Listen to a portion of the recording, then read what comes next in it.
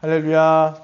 아멘. 벌써 5월 둘째 주 금요일입니다. 시간이 굉장히 빨리빨리 지나가네요. 우리 야곱의 이야기도 벌써 6번째 시간인데 우리 지난주에는 1절부터 우리가 쭉 보았습니다.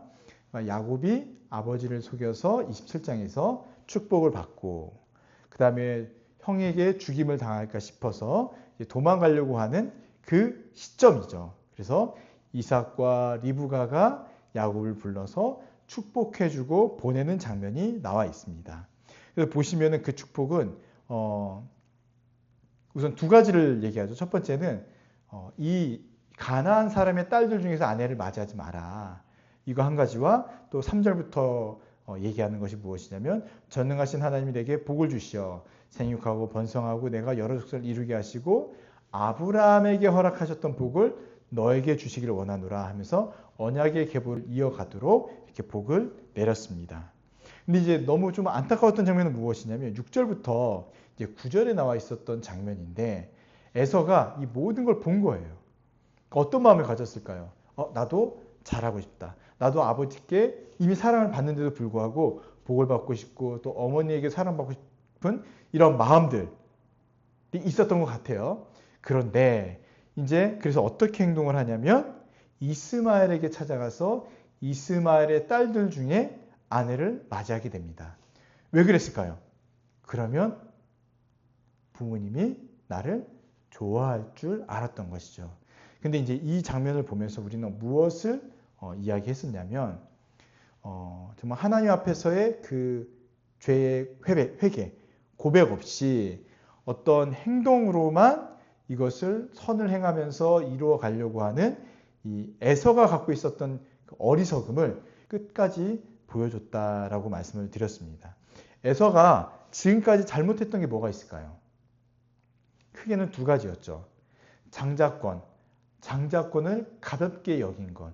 근데 이거는 어떤 첫째라는 그 자리를 가볍게 여긴 것이 아니라 하나님께서 축복의 계보를 이어가는 그 믿음, 그 하나님을 가볍게 여겼다는 것이었죠. 이게 어떻게 또 증명이 되냐면 가나안의 해쪽 속의 딸들 중에서 아내로 맞이하면서 스스로가 언약의 계보에서 벗어나는 장면들이 반복해서 보여졌던 겁니다.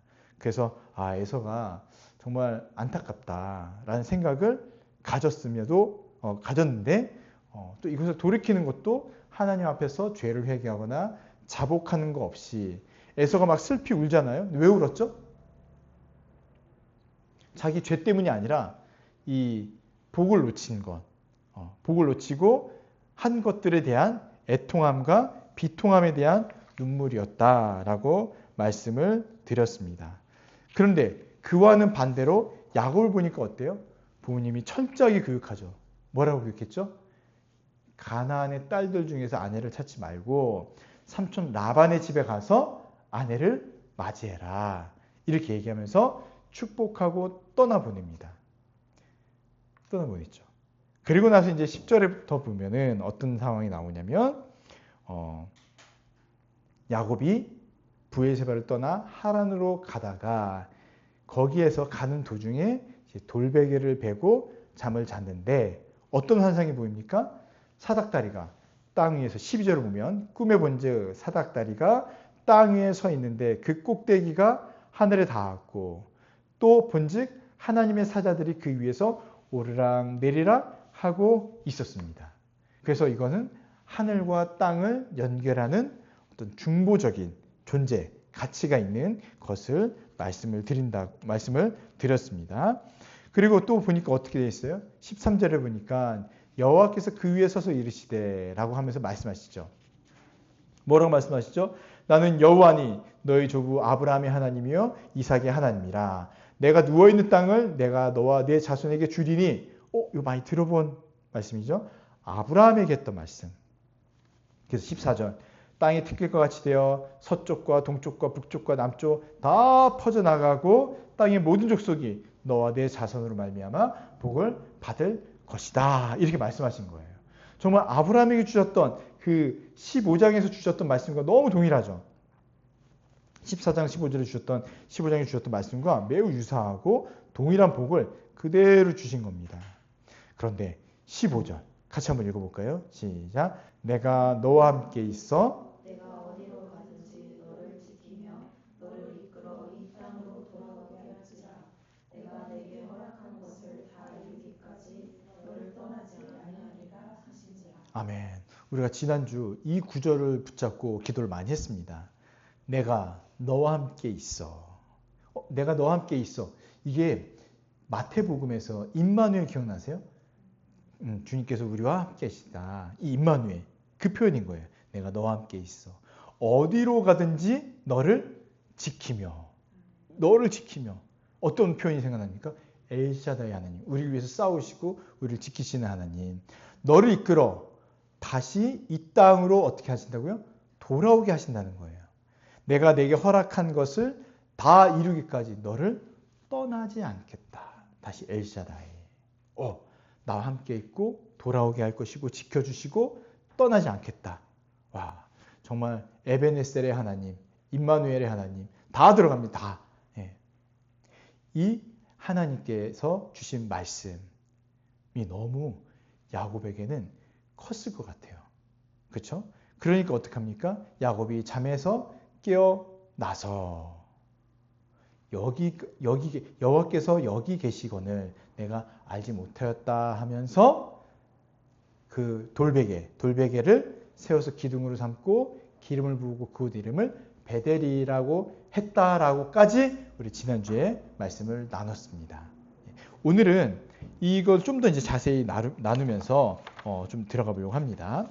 먼저 하늘과 땅을 연결한 그 사닥다리가 어떻게 생긴지 여러분 다 아세요?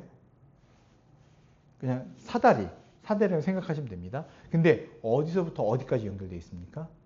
하늘에서 땅까지 연결되어 있는 거예요. 그래서 우리는 이미 잘 알아요. 이 사닥다리가 무엇을 의미하는지. 천사들이 오르락내리락 하면서 뭐 하는지도 사실 지난주에 좀 말씀을 나눴습니다.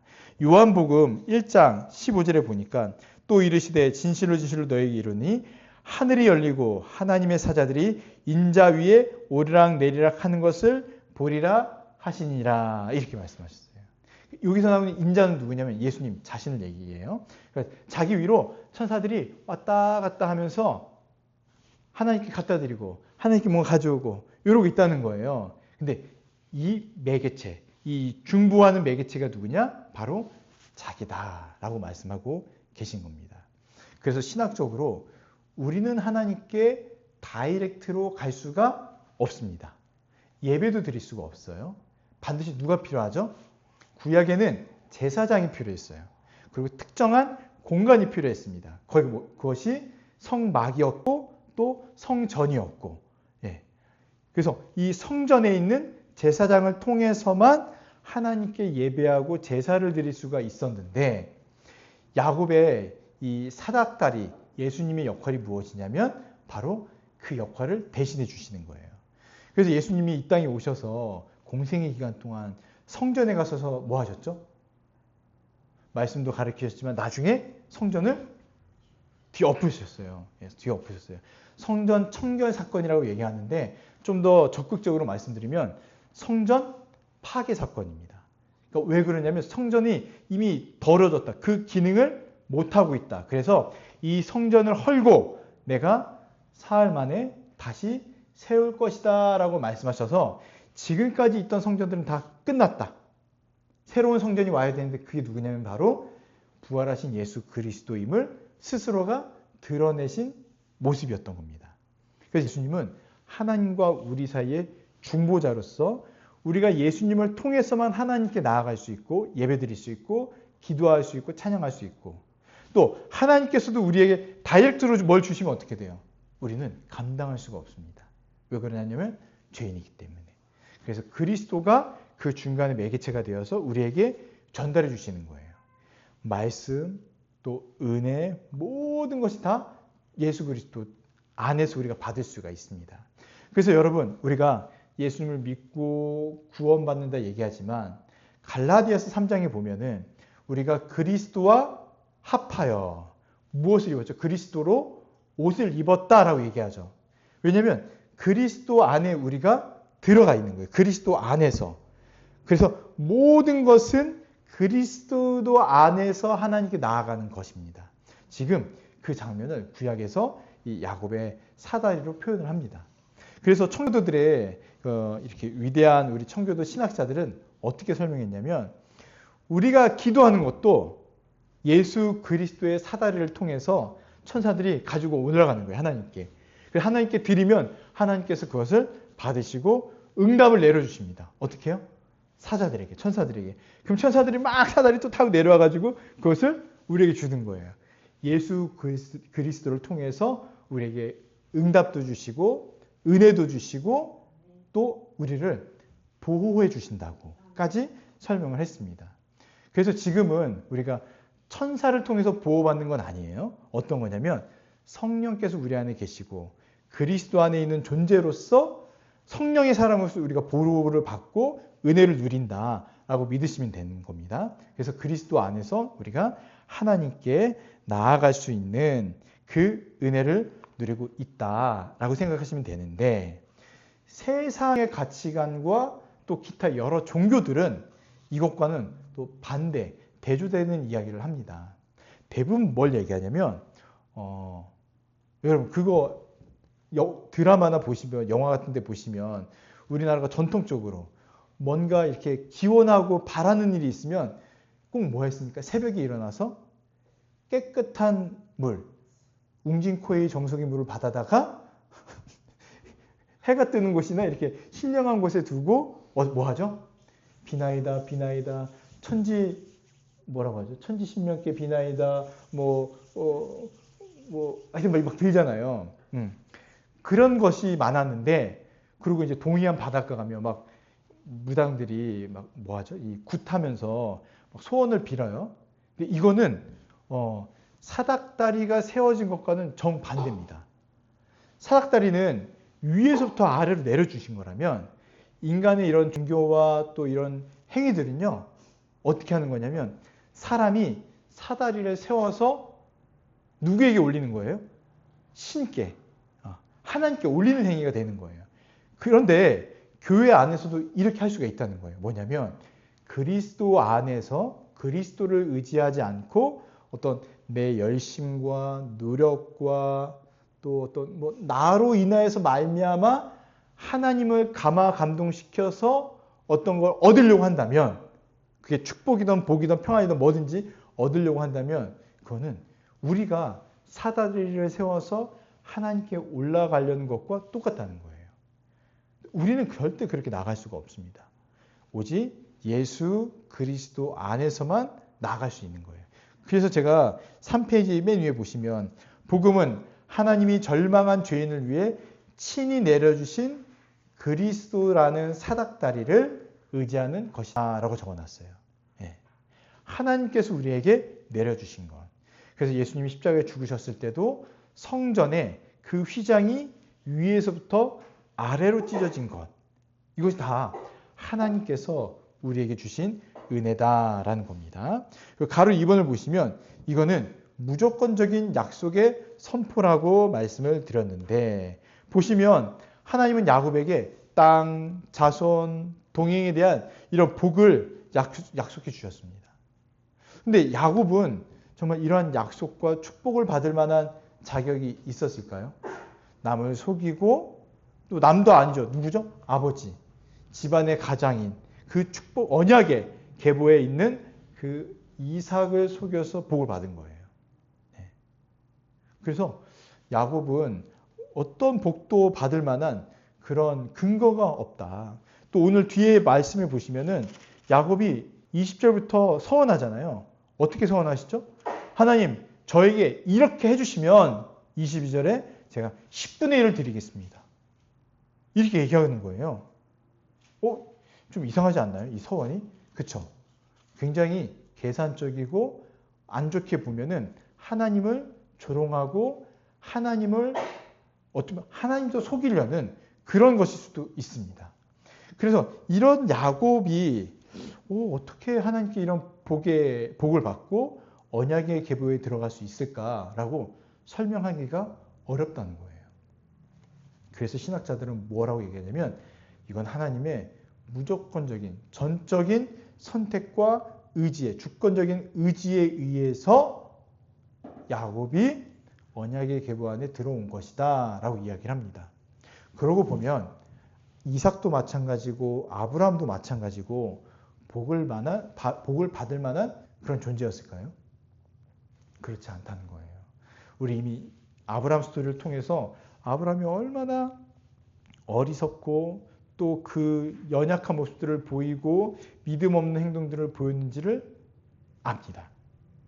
그런데도 하나님께서 계속 나타나셔서 말씀해 주시고 복을 주시고 또 인도해 주시고 흔들릴 때 잡아주시고 이삭도 마찬가지였죠. 기근이 일었을 때 약속의 땅을 떠나서 애굽으로 내려가려고 하니까 바로 나타나셔서 가지 마라 이렇게 말씀해 주셨던 것 이런 걸 보면 우리 이제 성도라는 존재는 정말 우리에게서 그 어떤 의도 자랑하거나 나타나지 않는다. 오직 하나님의 은혜로 말미암아 살아간다라고 얘기할 수밖에 없습니다. 지금 우리가 이제 교회 안에 있으니까 성도라는 티가 나죠. 그렇죠? 그래서 우리가 아까 떡볶이를 먹을 때도 서로 나눠주고 순대 드세요. 전 순대 안 먹어도 됩니다. 순대 나눠주고 또 김밥도 나눠주고 이런 게 있는데 이게 교회 안에 있는 우리들만 나누는 모습일까요? 아니요. 세상 사람들도 똑같이 그럽니다. 어쩌면 더 착하고 더 선을 행하고 더 윤리적이고 더 도덕적인 분들이 많아요. 많이 있습니다. 또 우리는 깨끗한가? 아니요. 비슷할 수도 있고 우리가 더 못될 수도 있습니다. 그런데 우리는 어떻게 구원받는 자가 되었는가? 설명할 길이 없는 거예요. 공통 분모가 없습니다. 한 가지라고 말씀을 드리면 예수 그리스도를 믿는 것밖에 없어요. 그래서 전에는 이 믿는다는 것조차도 어떤 나의 의지와 공로로 생각을 했는데 이 믿음조차도 배워보니까 나의 공로와 의지가 아닌 거예요. 주님께서 먼저 살려주시고 믿게끔 해주신 거죠. 우리의 눈을 열어서 우리의 영혼을 열어서 말씀을 듣고 깨닫고 아멘 아멘 하면서 주님을 바라보게 하신 거예요. 그래서 우리는 그 어떤 선도, 의도 주님 앞에서 자랑할 것이 없다라는 것을 보면서 우리도 야곱과 같이 똑같은 존재다라고 말할 수밖에 없습니다. 그런데 15절 보니까 뭐라고 하세요? 다시 한번 읽어볼까요? 15절 시작. 내가 너와 함께 있어 어디로 가든지 너를 지키며 너를 이끌어 이 땅으로 돌아오게 할지라. 내가 내게 허락한 것을 다 이루기까지 너를 떠나지 아니하리라 하신지라. 아멘. 이런 말씀은 암송해도 좋아요. 마음이 힘들고 또 어렵고 막 낙심되고 또 계약이 잘 안 될 때, 그렇죠? 막 당일날까지도 안 될 때 이 말씀을 딱 붙들고 내가 너와 함께 있겠다. 내가 너와 어디로 가든지 너를 뭐 하겠다고요? 지켜주겠다. 너를 이끌어주겠다. 돌아오게 할 것이다. 내가 너를 떠나지 않을 것이다. 이 말씀을 딱 붙들고 기도하시는 겁니다. 기도하시는 겁니다. 이렇게 아주 선명하게 말씀해 주셨으니 여전히 야곱은 나 중심적인 이 어린아이와 같은 신앙을 가졌는데 하나님께서 야곱을 어떻게 하세요? 버리지 않으시는 거예요. 이 말씀을 그대로 이루어 가십니다. 근데 야곱은 또 어때요? 15절 말씀만 보면은 우리가 근심걱정할 게 뭐가 있습니까? 근데 20절 보세요. 야곱이 서원하여 이르되 하나님이 나와 함께 계셔서 내가 가는 이 길에서 나를 지키시고 먹을 떡과 입을 옷을 주시어 내가 평안히 아버지 집으로 돌아가게 하시오면 다시 돌아오게 하시면 먹을 것, 입을 것 이걸 주시고 평안히 돌아오게 하시면 뭐가 된다고요? 나의 하나님이 되실 것입니다. 그렇지 않으면요. 하나님은 가짜입니다. 내 하나님 아니에요. 이렇게 얘기하는 거예요. 아니 분명히 그 전에 나타나셔서 말씀해 주셨는데도 불구하고 이런 서원과 조건을 내건다는 걸 보면 야곱은요. 정말 의심 많고 정말 어린아이 같은 신앙. 지금으로 보면 금쪽이죠. 금쪽이 같은 존재인 거예요. 존재인 겁니다. 근데 하나님은 이런 야곱을 버리지 않는다는 거예요. 여러분 야곱을 멀리서 찾지 마십시오. 어디서 찾으셔야 될까요? 옆에 계십니다. 옆에만 보세요. 그리고 앞을 보세요. 앞을. 저도 야곱이에요. 우리는요, 다 똑같아요. 다 똑같아요. 뭐, 목사니까 근심 걱정 안 한다고요? 아니요. 저도 며칠부터 잠을 못 잤어요. 계약이 됐건데, 그게. 우리 성도님, 이사 가야 되는데. 아침에도 눈이 번쩍 뜨여지고 계속 1분마다 카톡을 봐요. 왜 연락이 안 오지? 하면서. 예. 저도 똑같습니다. 똑같아요. 그러니 우리가 계속 해야 될 건 무엇이냐면 말씀 붙들고 나가는 건데 그렇지 못한 우리들에 대해서 어떻게 하시겠냐는 거예요. 예. 우리 금쪽이 많이 데리고 있는 그 선생님, 아이들이 훈육했는데 말을 안 들으면 어떡하죠? 계속 훈육하죠. 혼내기도 하고. 저희도 그러거든요. 포기하는 순간 이제 끝나니까 누가 제일 힘들까요? 금쪽이가 힘들어하는 게 아니라 훈육을 계속 해야 되는 선생님, 부모님, 뭐 이제 학부모들이 힘든 거겠죠. 오늘 보세요. 이런 야곱에게 15절에 그렇게 분명히 말씀하셨는데 20절에 조건 내거는 야곱을 하나님께서 어떻게 하시나요? 이놈 새끼 봐라, 안 되겠네? 차렷, 열중셔. 너 돌베개로 그 기둥하지 말고 그거 들고 서 있어. 이렇게 훈육하시는 모습이 안 나타난다는 거예요. 이게 어떻게 된 일일까요? 어떻게 된 일일까요? 하나님께서는요, 그냥 야곱을 그냥 두세요. 그러면서 이 야곱이 이제 고생길이 쭉 하나거든요. 몇 년 동안요? 20년 동안. 14년 동안은 이제 여자에게 눈이 팔려가지고 14년 고생하고, 그 다음에 재산을 축적하는 6년의 시간이 있는데, 20년 동안의 그 시간 동안 하나님께서 어떻게 하시냐면, 야곱을 연단시키시고, 훈련시키시고, 어떻게 하세요? 그를 성숙시키시는 시간으로 만들어 가십니다. 그래서 빚어 가시는 거예요. 빚어 가시는 거.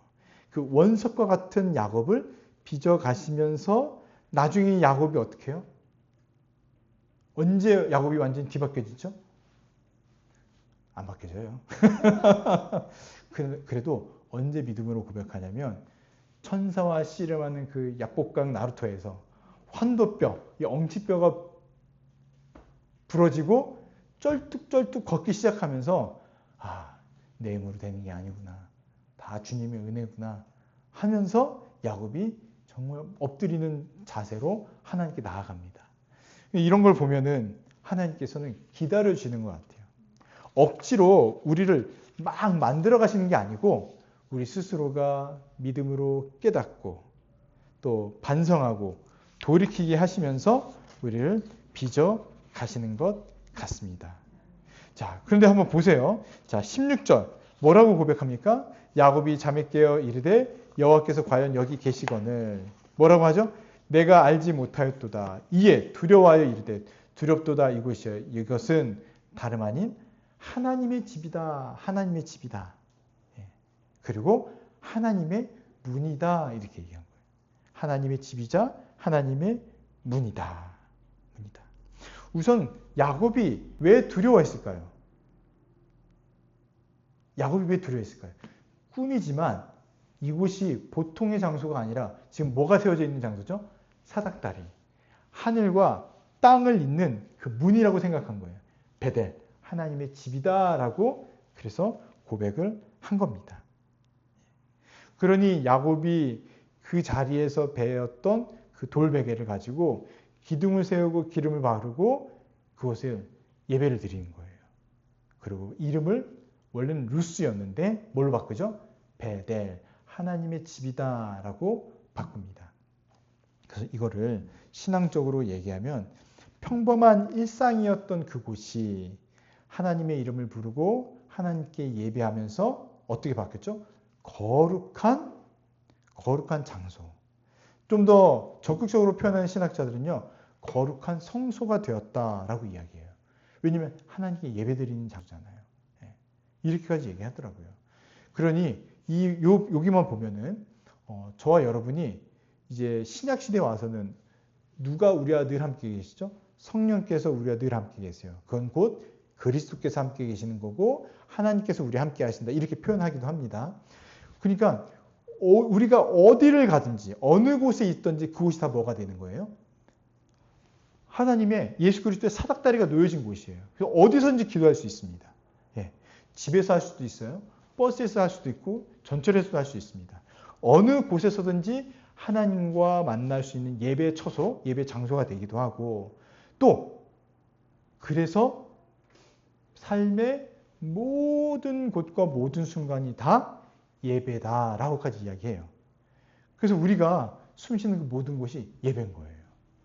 그러니 구약과 이 신약의 삶을 비교했을 때 얼마나 놀라운 많은 차이들이 보입니까? 그래서 이렇게 얘기하는 거예요. 청교도들이나 우리 이제 신앙의 선배들은 여러분이 있는 그 모든 곳이 예배 장소입니다. 그러니 어느 곳에서 어디든지 그곳에서 여호와의 이름을 부르십시오. 야곱처럼 여호와께 예배하십시오. 예배라고 해서 꼭 모든 어떤 순서를 갖춰야 되는 게 아니에요. 하나님의 이름을 부르고 기도하고 또 그곳에서 내가 지금 하나님과 함께 살아가고 있다라는 걸 믿으면 그 모든 곳이 다 예배 장소가 된다는 겁니다. 그러니 이것이 얼마나 큰 은혜겠습니까? 그래서 야곱은 자신의 존재가 하나님의 면전에 있음을 자각했다라고 얘기해요. 하나님 앞에 있다. 하나님 앞에. 이거를 코람데오라고 합니다. 코람데오. 내가 하나님 앞에 있다. 하나님 앞에서. 그래서 그 장소를 베델이라고 이름을 바꿨다라고 얘기하는 거죠. 자, 20절부터 한번 보도록 할게요. 20절부터 우리 같이 한번 읽어보겠습니다. 시작. 야곱이 서원하여 이르되 나와 함께 계셔서 내가 가는 이 길에서 나를 지키시고 먹을 떡과 이불을 주시고 내가 평안히 아버지 집으로 돌아가게 하시오며 여호와께서 나의 하나님이 되실 것이요 내가 기둥으로 세우니 우리 하나님의 집이 될 것이요 하나님께서 내게 주신 모든 것에서 10분의 1을 내가 반드시 하나님께 드리리라 하였다. 네. 20절에서 22절까지 읽어보시면 야곱이 진짜 간절히 바라는 것은 무엇일까요? 내가 하나님께 11조를 드리겠습니다. 이걸 간절히 바랄까요? 뭐죠? 제발 집으로 무사히 돌아오게 해주세요. 가는 길도 지켜주시고 오는 길도 지켜주시면 하나님, 내 하나님이 될 것입니다. 이렇게 얘기하는 거예요. 야곱은 왜 이런 기도를 했을까요? 왜 이런 기도를 드렸을까요? 대답 안 하셔도 됩니다. 저도 무서움, 두려움이었을 것 같아요. 인생에 대한 두려움. 지금 형 에서를 피해서 이제 떠난 거잖아요. 아버지의 축복, 어머니의 사랑과 배웅을 받고 이제 떠나긴 했는데 막상 광야의 길로 접어드니 어떤 마음이 들었겠습니까? 불안하죠. 두렵죠. 떨리겠죠. 그러니 앞에서 말씀하신 거 다시 한번 확인하면서 나 지켜주실 거죠? 나 돌아오게 하실 거죠? 그래야 내 하나님 되는 겁니다. 이런 서원이라는 게 뭐냐면 조건을 다는 거잖아요. 내가 이렇게 하겠습니다. 이런 걸 주십시오. 라고 약조를 맺는 건데 야곱의 서원은 먹을 거, 입을 거, 무사히 돌아오는 거예요. 지금으로 얘기하면요.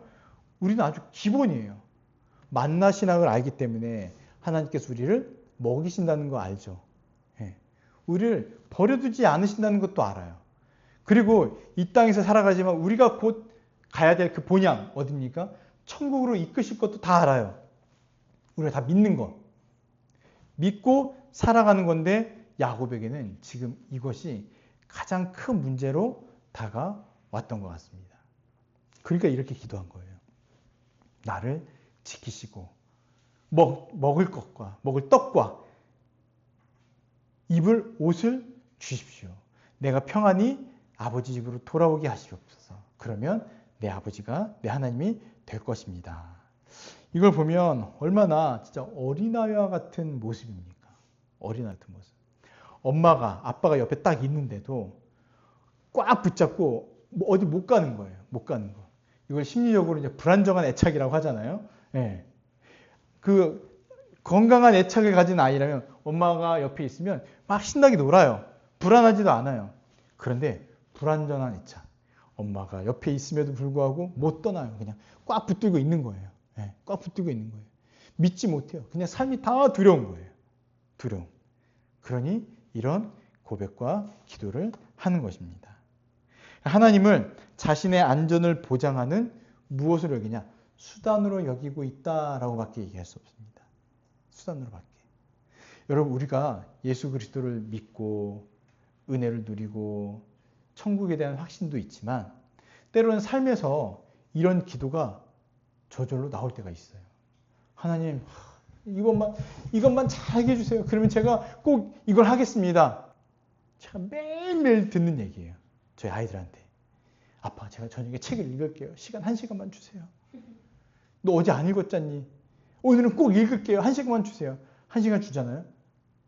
그냥 넘어가요. 얼마나 인간들이 이게 악한지. 약속을 안 지켜요. 약속을. 우리는 다를까요? 우리도 똑같아요. 똑같아요. 네, 똑같습니다.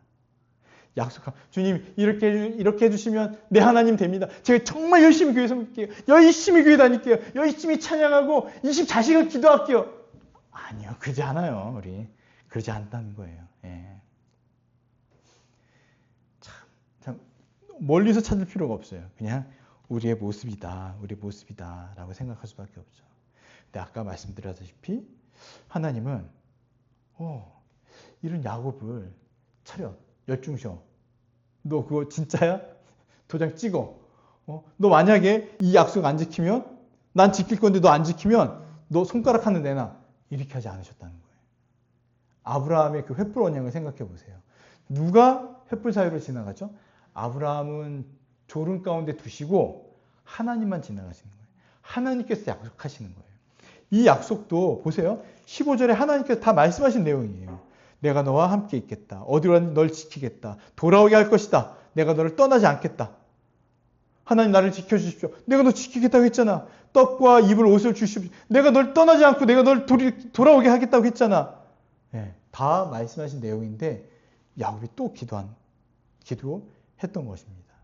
어쩌면 우리들의 기도도 기도 가운데 대부분 하나님께서 우리에게 이미 주시겠다. 이미 걱정하지 말고 염려하지 말아라 하신 내용들을 가지고 많이 기도하고 있을 수도 있어요. 주기도문 기억나시나요? 주기도문? 두 번째 파트에서 오늘날 우리에게 일용할 양식을 주시옵고. 예. 매일 기도하는 거예요. 그리고 생각해 보면요. 기도해서 주시는 게 아니라 하나님께서는 그 백성들에게 그냥 주세요. 근데 왜 기도하라고 할까요? 기도하는 자는 누가 주신지를 깨닫고 감사하고 고백할 수 있는 거예요.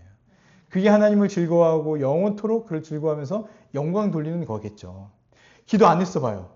하나님 오늘 계약 잘 풀리게 해주세요. 기도 안 했으면 우리의 영광으로 돌렸을 거예요. 우리가 그래도 기다려서 아니요. 하나님께서 다 은혜 주신 거고 하나님께서 우리를 돌봐준다는 겁니다. 예. 그래서 염려할 게 아닌데도 우리는 늘 염려하고 근심하고 걱정하는 거죠. 예. 여러분 우리도 어쩌면 지금 믿음의 길을 떠난 인생의 나그네와 같은 존재인 거예요. 어쩌면은 이제 막 떠날 수도 있어요. 또 어쩌면은 이제 믿음을 갖고 그래 주님 나와 함께 계셔 아멘 하고 이미 라반의 집에 거의 다 도착하셨을 수도 있어요.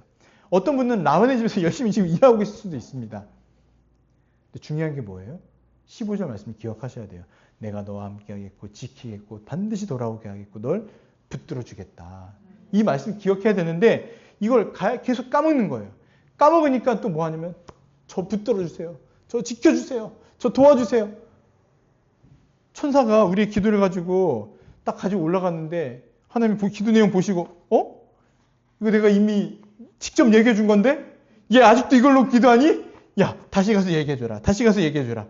내가 했던 창세기 28장 15절 말씀 다시 줘라. 아멘하고 또 봤는데 우리 내일 또 뭐예요? 하나님 지켜주세요. 도와주세요. 이럴 수 있다는 거예요. 그러지 말라고 오늘 말씀을 주시는 겁니다. 예. 이게 인간의 그 아주 근본적인 두려움에서 나오는 그 반신앙적인 태도와 자세예요. 예. 그래서 우리는 구원을 받았지만 우리의 행위와 행실로 구원을 받은 게 아니라고 말씀을 드렸죠. 그리스도의 은혜, 그리스도의 충만한 그 은혜로 말미암아 이 자리에 있는 거예요. 그래서 우리를 내버려두지 않으시는 거예요. 예수님 믿지만 계속해서 반복해서 실수하고 실패하고 또 넘어지고 또 의심하고 또 넘어지더라도 우리를 버리지 않으시고 고아처럼 버려두지 않으시고 상한 갈대처럼 꺾지 않으시고 어떻게 하세요? 보호하시고 돌보시고 지켜주시면서 어디까지요? 우리가 성숙해지고 다시 잘 자라는 그때까지 천국에 갈 때까지 우리와 함께 하신다는 것이 바로 오늘 우리에게 주시는 은혜요 말씀인 것입니다. 우리 스스로 한번 돌아보세요.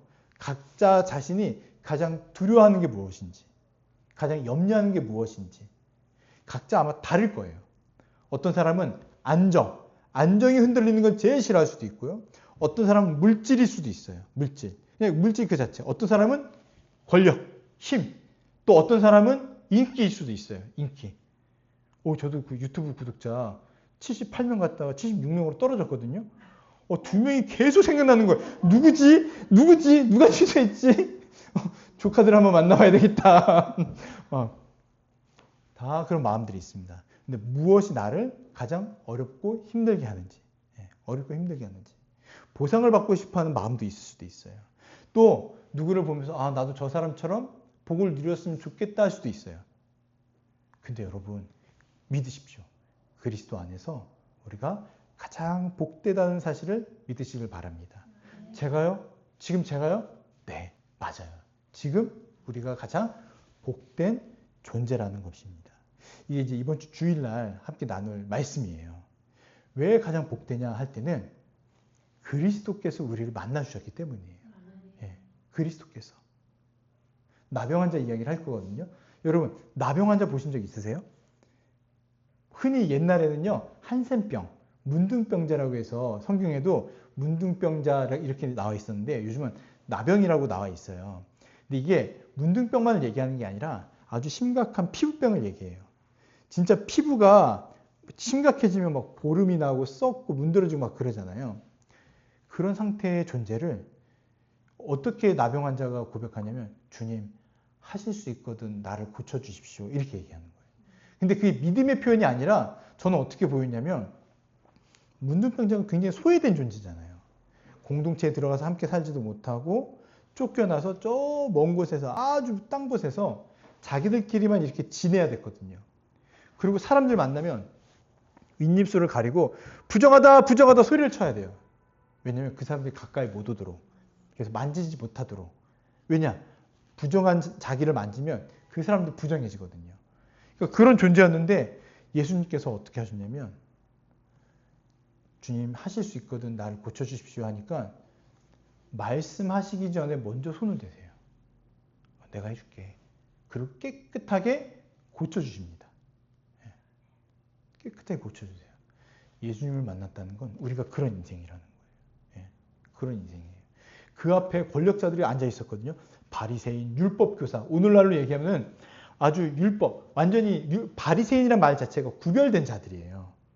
그러니까 신앙에 아주 그 프라이드가 강한 그런 자들이 쭉 앉아 있고 율법교사, 오늘날로 얘기하면 교수님들이 쭉 앉아 있는데 그 앉아 있으면 뭐 합니까? 교수면 뭐 하고 구별됐으면 뭐 합니까? 예수님 믿지 않는데. 근데 이 사람은요. 예수님 앞에 나아가서 예수님의 은총을 입어서 완전히 깨끗하게 되어져 버린 거예요. 누가 복받은 사람입니까? 예수님을 만난 자가 복받은 거예요. 저와 여러분 똑같습니다. 예수님 우리의 본 모습은요. 문둥병자, 나병 환자처럼 만지기 어려운 그런 존재예요. 그런데 주님 저 같은 자도 은혜를 주실까요? 제가 아무것도 한 게 없습니다. 다른 사람들 다 성전에 나가서 예배 드리고 제사 드리고 제물도 드리고 할 때 저는 그것도 못했어요. 저 멀리 저 이상한 곳에 가서 사람들이 뭉쳐 부정하다 저는 이런 사람입니다. 그런데 제게도 은혜를 주실 수 있습니까? 먼저 행동하셨다고요. 그냥 먼저 만져주신 거예요. 그래 내가 너에게 은혜를 주마. 이런 우린 거예요. 그래서 하나님께 나아가고 예수 그리스도께서 우리를 만나주셨다는 이 은혜가 얼마나 큰지를 생각하시고 오늘 15절 말씀. 야, 정말 주님께서 나를 이렇게 말씀해 주셨구나라는 것을 생각하시면 됩니다. 그리고 보세요. 내가 평안히 아버지 집으로 돌아오게 하시오면 결과적으로 어떻게 됐죠? 돌아오게 하셨죠. 그럼 이제 하나님이 누구의 하나님이 돼요? 나의 하나님이 되는 겁니다. 나의 하나님. 네. 우리는 결과를 알고 있습니다. 또 우리는 믿음으로 내 인생의 결과도 알고 있어요. 우리 나중에 어떻게 될까요? 천국에서 만나보자. 이렇게 다 천국에서 만나겠죠. 주님 나라에서 만날 텐데 그때 다 같이 정말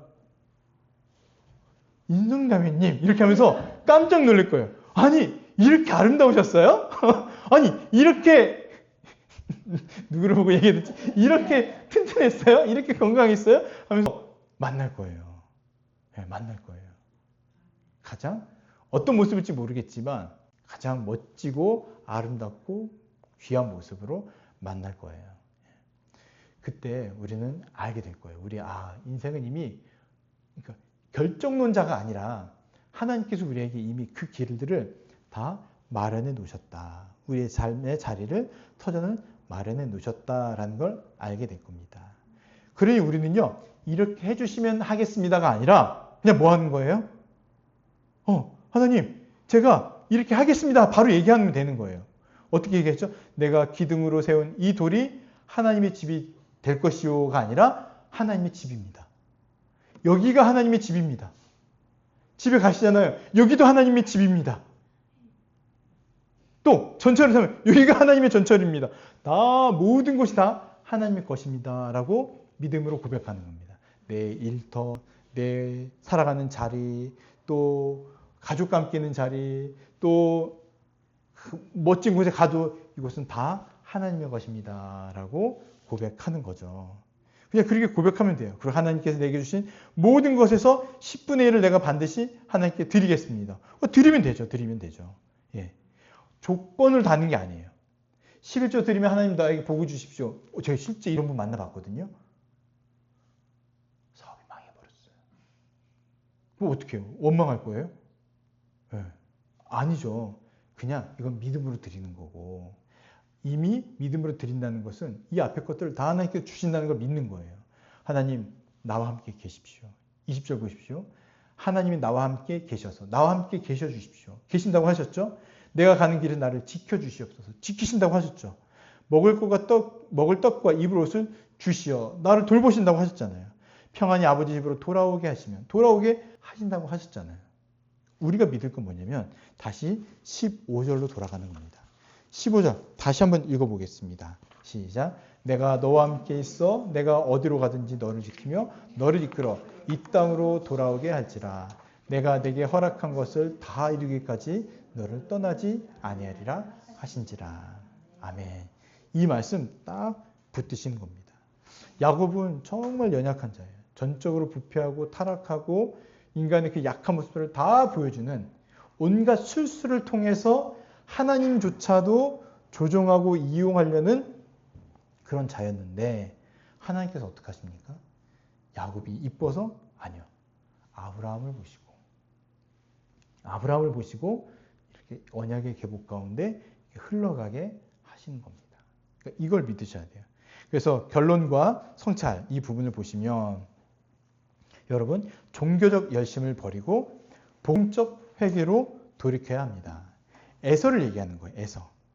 에서 부모의 마음을 돌이키기 위해서 마음에도 없는 그 회개하지도 않는 외적 수정 이런 행동을 하지 마시고 어떻게 해요?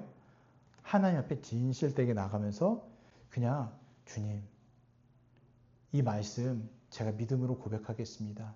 저를 붙잡아 주십시오. 이렇게 기도하시면 돼요. 예. 또 믿음이 약해질 때가 있잖아요. 그럴 때는 있는 척하지 마시고 주님 믿음을 주시옵소서. 담대한 믿음을 주셔서 이 말씀 믿게 도와주시고 하나님의 말씀을 믿지 못하게 하는 나쁜 마음, 연약한 마음 이 마음들 다 사라지게 도와주시옵소서라고 고백하는 겁니다. 두 번째는 내가 사닥다리를 오르는 것이 아니라 하나님께서 내려오셨으면 믿는 거예요. 내가 세우는 거 아닙니다. 주님이 내려주신 거예요. 야곱이 잠든 사이에 사다리를 내려주신 것처럼 구원은 인간의 노력으로 이루어지는 것이 아닙니다. 여러분, 우리가 구원받는다는 것을 단순히 천국 간다라고 생각하시면 안 돼요. 더 넓은 개념으로 이제 구원의 문에 딱 들어간 순간 우리의 인생 전체 끝까지 그리스도와 함께 성령께서 우리와 함께 하시면서 지키시고 돌보시고 함께 하신다는 그 말씀 붙들고 살아가는 겁니다. 그래서 우리는 끊임없이 성공의 사닥다리를 만들거나 오르려고 하지만 그러지 마시라는 거예요. 뭘 붙잡아야 됩니까? 예수 그리스도의 중보자 되신 사닥다리를 붙잡아야 됩니다. 물론 그조차도 주님께서 은혜로 주실 것을 믿습니다. 세 번째는요, 고난과 고립의 현장을 임마누엘 하나님이 계신 베델로 고백하시길 바랍니다. 어느 곳에서든지 어느 상황에서든지 임마누엘 하나님, 주님이 나와 함께 계셔, 주님이 나와 함께 계셔 라고 하면서 믿음으로 고백하는 겁니다. 야곱을 보세요. 아무것도 없는 그 광야에서 얼마나 두려웠겠어요. 혼자 있으니까. 그러니 이런 기도를 한 거예요. 어떻게 보면요, 야곱을 뭘 하기도 어려워요. 지금이야 불빛이라도 있죠. 핸드폰이라도 있으니까 무서우면 통화라도 하죠. 이 당시에 뭐가 있었겠습니까? 아무것도 의지할 게 없었어요. 그러니 지금 야곱이 처한 이 상황에서 가장 간절한 기도를 하나님께 드린 거거든요. 여기서 장점을 찾자면 뭐밖에 없냐면 하나님을 찾았다라는 것밖에 없어요. 근데 우리의 기도도 마찬가지예요. 여러분, 멋있는 기도 하려고 하지 마세요. 그냥 진솔한, 진실된 기도를 하나님께 드리세요. 그러면 하나님께서 다 그것을 교정해서 다 받으십니다. 또 그러면서 주세요. 네. 어떤 것이 걱정되고 염려되는 게 있으면 그걸 놓고 계속 기도하세요. 중요한 게 뭐냐면 우리의 논리적인 기도의 내용이 아니라 아버지를 찾는 것, 아버지 나아가는 것, 아버지를 의지하는 것, 이게 제일 중요합니다. 네. 이게 제일 중요한 거예요. 어쨌든 무릎 꿇고, 어쨌든 하나님 의지하고, 어쨌든 하나님께 나아가는 것, 이게 제일 중요하다는 거예요. 그러면 그런 행동 자체가 루스를 베델로 바꾼 것처럼 여러분이 어떤 곳, 어느 곳에서든지 어떤 상황에서든지 이곳은 여호와의 집입니다. 우리 하나님이 거하시는 곳입니다라고 고백하고 살아가는 것입니다. 그래서 가장 외롭고 처절한 실패의 자리를 할지라도 하나님이 거기 계시면 그 자리는요, 절망의 땅이 아니라 뭐가 돼요? 베델, 하나님의 집이 된다는 것을 믿으시기를 바랍니다. 오늘도 우리 함께 기도할 텐데, 주님, 제 마음이 광야 같은 마음이라면 베델로 바뀌게 도와주시옵소서. 내가 너를 지키겠다, 보호하겠다, 함께하겠다, 돌아오게 하겠다. 이 15절 말씀을 꼭 붙들고 야곱처럼 의심하는 마음이 좀 있을지라도 주님 버리지 마시고, 안 버리신다고 했잖아요. 주님 지켜주시고 마음을 강하게, 더 담대하게 하셔서 이 말씀 붙들고 살아가게 도와주시옵소서. 그러면 주님 정말 이대로 될 줄 믿습니다. 아멘 하시면서 기도하시길 바랍니다.